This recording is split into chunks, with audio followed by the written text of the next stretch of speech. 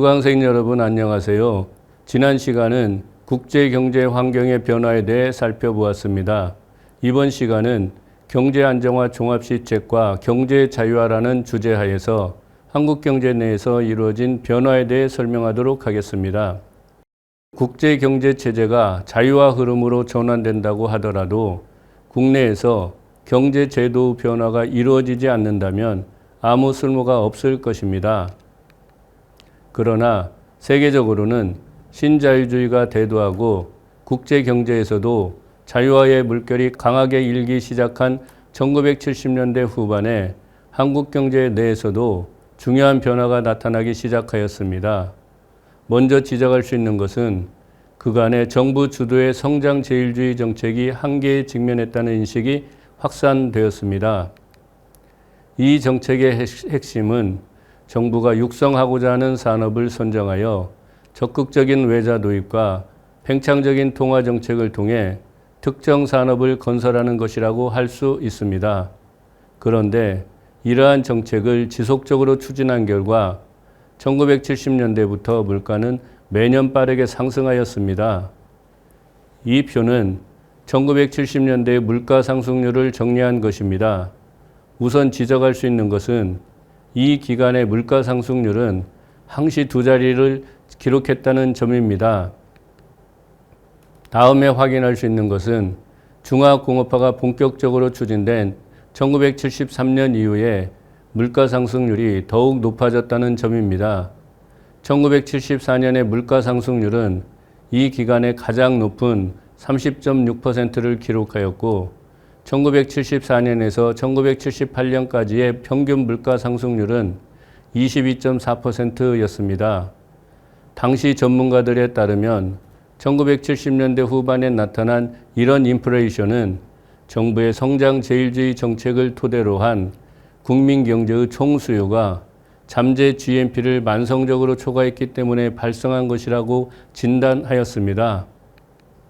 또한 박정희 정부의 성장 제일주의 정책은 노동에 대한 수요를 확대시켜 실질 임금을 인상시키고 물가가 상승한 만큼 환율이 오르지 않아 원화가 과대평가되는 등 대외 경쟁력을 약화시키는 요인으로 작용하였습니다.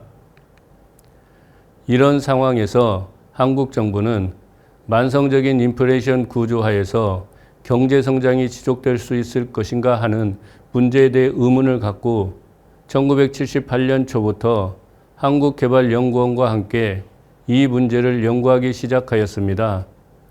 여기에서 얻은 결론은 그간 박정희 정부 하에서 일관되게 추진한 성장 제일주의 정책에 기인하여 발생한 초과 수요 압력을 제거하지 않고서는 한국 경제의 지속적인 경제 성장이 위협받을 수 있다는 것이었습니다.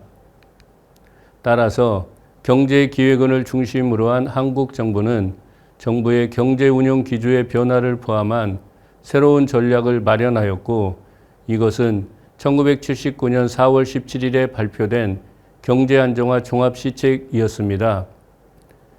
이 표는 경제안정화 종합시책에 포함된 주요 내용을 정리한 것입니다. 크게 두 가지로 구분할 수 있는데 첫 번째는 안정기반 구축을 위한 당면 정책입니다. 표에 정리되어 있듯이 여기에서는 박정희 정부의 성장 제일주의 정책 기조하에서는 감히 언급할 수 없는 재정금융의 긴축 기조를 유지하고 추가로 중화공업 투자 조정이나 수출 지원 정책의 축소 등과 같이 정책금융의 축소를 강조하고 있었습니다. 또한 종합시책에서는 경제 안정 기반을 구축하기 위한 제도 등 근본적 대책을 수립하여 추진할 것을 제시하였습니다. 이것은 단기간에 해결할 수 있는 것이 아니라 장기적인 과제로서 한국 정부가 지속적으로 추진해야 할 과제였는데 표에 정리되어 있듯이 산업정책 개혁, 경쟁적인 산업환경 조성, 경제 자유화 조치 등과 같이 세 가지 과제를 제시했습니다. 여기에서는 한국 경제와 무역에 중요한 영향을 미쳤다고 인정되는 경제 자유화 조치에 대해 간략하게 살펴보도록 하겠습니다. 한국 정부가 추진한 경제 자유화 조치는 국내적으로 정부의 경제에 대한 개입을 줄이거나 규제를 완화하는 것과 대외적으로 자원 이동을 자유롭게 보장하는 제도를 도입하는 것, 두 가지 의미를 전부 포함하는 것입니다. 경제 운영 기조가 점차 변화하기 시작한 1980년대 이후 한국에서는 다양한 분야에서 경제 자유화 조치가 취해졌습니다. 여기에서는 그 모든 것을 전부 살펴볼 수는 없을 것 같고 금리 자유화와 자본 자유화 조치 두 가지를 설명하도록 하겠습니다. 이 표는 1991년 8월에 발표한 정부의 금리 자유화 추진 계획을 정리한 것입니다.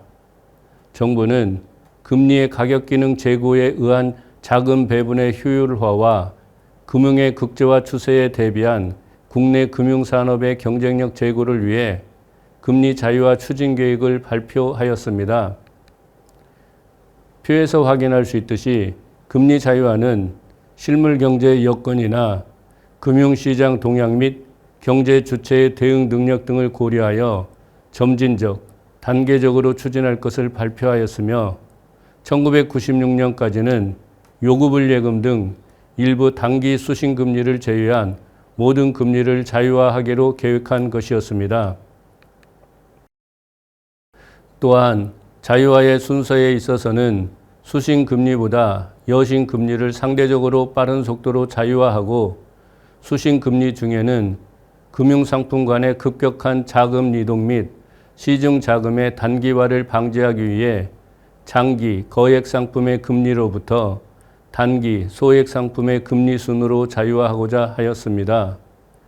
이상의 금리 자유화 계획은 일정대로 순조롭게 진행되었다고 평가할 수 있습니다.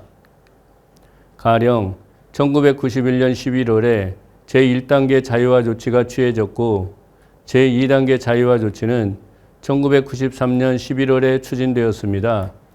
제3단계 자유화 조치는 1994년과 1995년 두 번에 걸쳐 추진되었는데 이를 통해 요구불 예금을 제외한 모든 상품의 금리가 자유화되었습니다. 앞서 설명한 것처럼 1980년대 이후 한국 경제에서는 시장 기능이 강화되고 있었는데 이와 마찬가지로 대외적으로 자유로운 자원 이동을 보장하는 자유화 조치가 본격적으로 추진되었습니다. 이러한 경제 자유화 조치는 자본 분야에서 특히 두드러지게 나타났습니다. 이 그래프는 1980년 이후 외국인 증권 투자액을 나타낸 것입니다. 물론 외국 자본은 차관, 외국인 직접 투자, 증권 투자 등으로 구분할 수 있는데 그것의 단기성과 투기성으로 인해 가장 신중하게 접근하는 외국인 증권 투자에서의 투자액을 정리한 것입니다.